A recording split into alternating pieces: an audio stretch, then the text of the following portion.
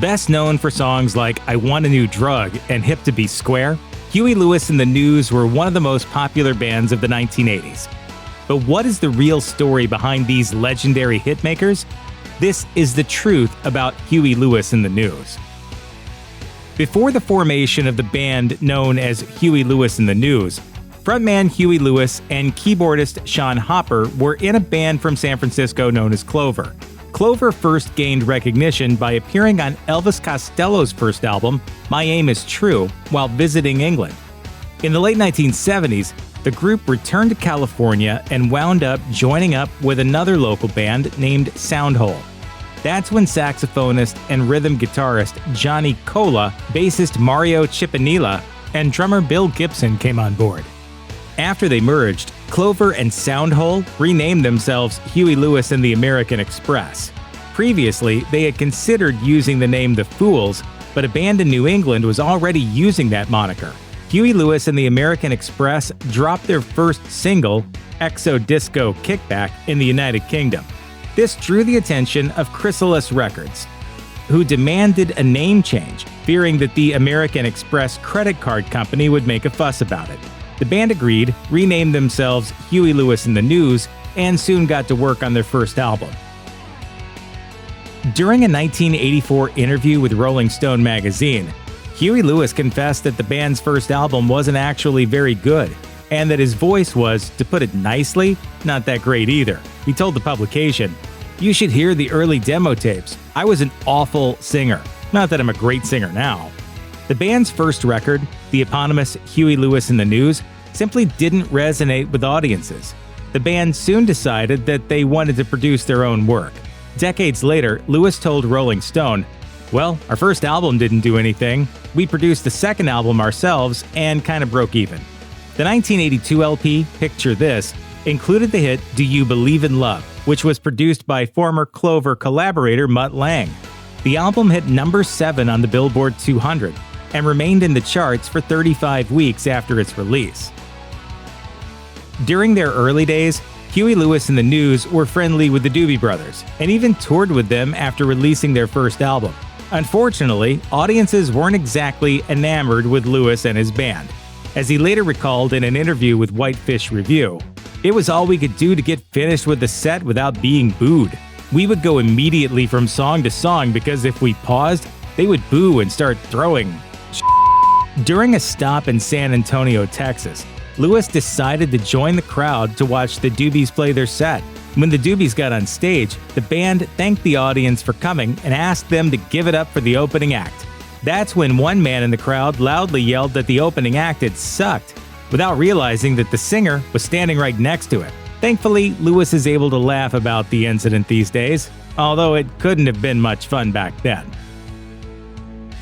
In the mid-1980s, Huey Lewis and drummer Bill Gibson wrote Hip to Be Square, a now iconic song that was supposed to mock the band's own clean-cut image.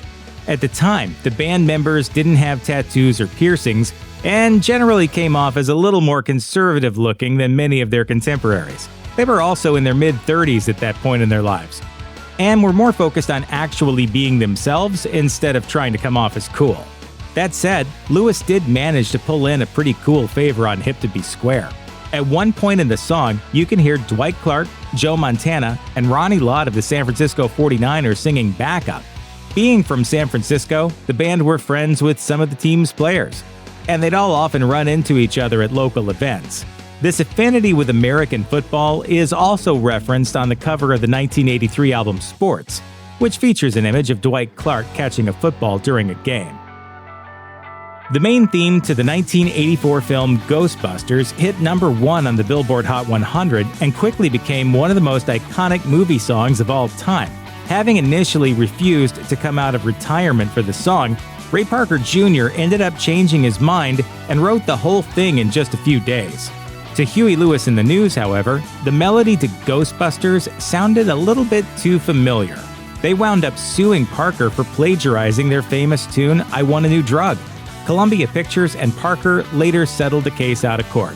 Ironically, in 2001, Huey Lewis talked about the lawsuit during an episode of Behind the Music, which violated their prearranged confidentiality agreement.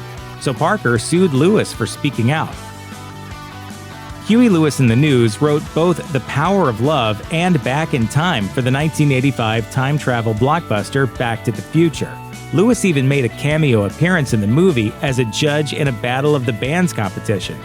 During the scene, Marty McFly and his band The Pinheads perform a cover of The Power of Love, but Lewis's character is less than impressed with their set. I'm afraid you're just too darn loud.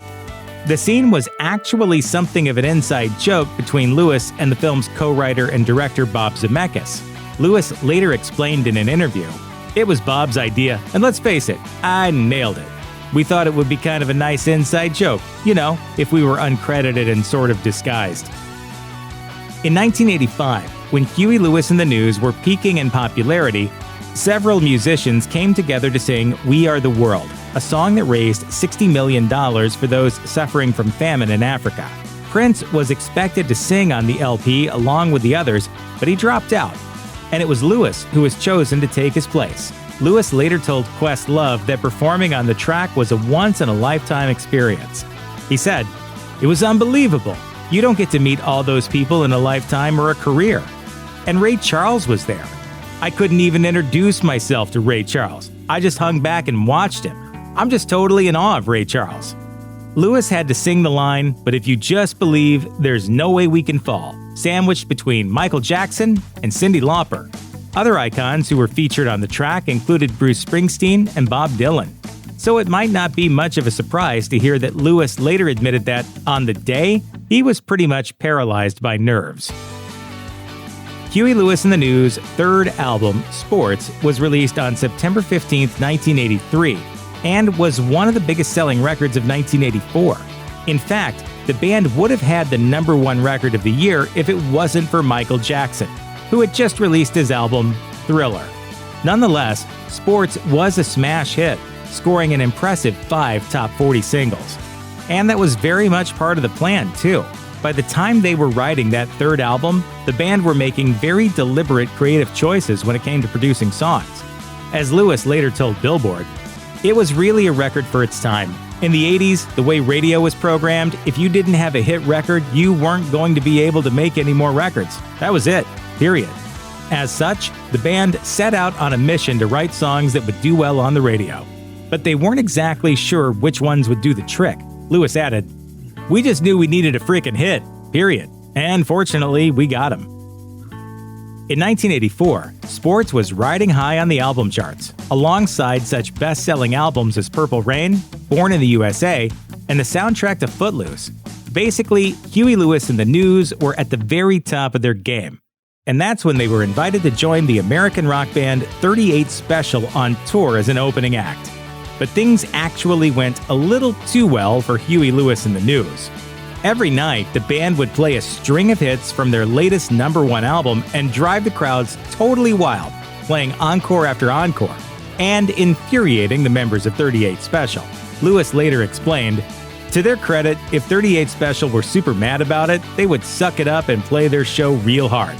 He added that, during those performances, he would tell his bandmates to relish that moment in their careers, saying, "This is as good as it gets, man. Just have fun with this right here."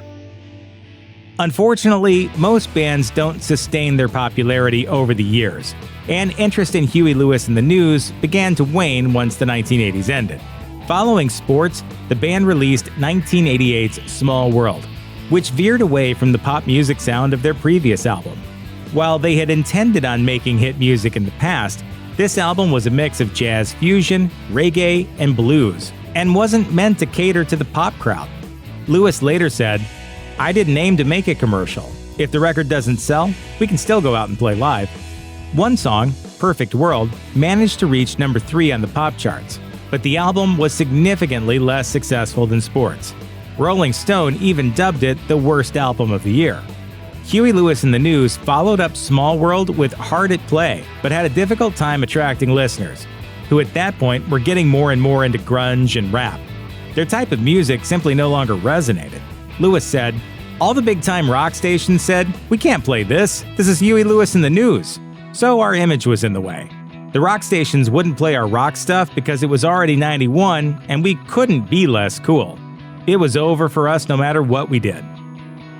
In the 2000 satirical slasher American Psycho, Christian Bale's psychopathic investment banker Patrick Bateman happens to be a huge fan of Huey Lewis in the News.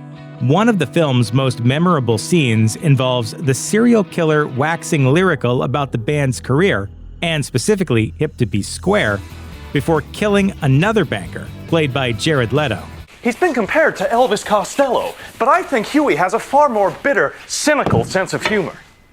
Believe it or not, the band gave permission for the song to be included in the film, but it was a different story when it came to the soundtrack. Koch Records ended up recalling around 100,000 copies of the American Psycho tie-in album in order to destroy them. That's because the band never gave the label permission to put the song on the record. At the time, Koch Records president Bob Frank said, "As a result of the violent nature of the film, Huey Lewis's management decided not to give the soundtrack clearance." In 2018, Huey Lewis was diagnosed with an inner ear disorder known as Meniere's disease. He opened up about his diagnosis to USA Today, explaining, "My hearing fluctuates episodically. Usually it's only bad for a week, but I mean really bad, where I'm almost deaf. And then it gets like it is now, which is just sort of bad. But I can't seem to stabilize." While the disease can be debilitating at times, Lewis had no intention of calling it quits in the music business. His band were working on a new album, and Lewis was also planning a musical that he hoped would hit Broadway. A year later, however, Lewis explained that he nearly took his own life after getting the diagnosis. He told Whitefish Review, "In the first 2 months of this, I was suicidal. I can honestly share that with you. I thought, I'm just going to commit suicide. I actually contemplated my demise. I mean, would I have? I don't know." Despite these challenges, Huey Lewis and the News managed to complete their album in progress.